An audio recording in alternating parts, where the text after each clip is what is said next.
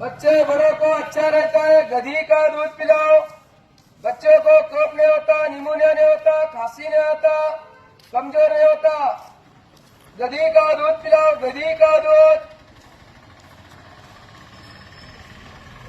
बड़ों को दमा नहीं होता, अस्थमा एसिडिटी नहीं होता, गधी का दूध पिलाओ, कमजोर नहीं होते।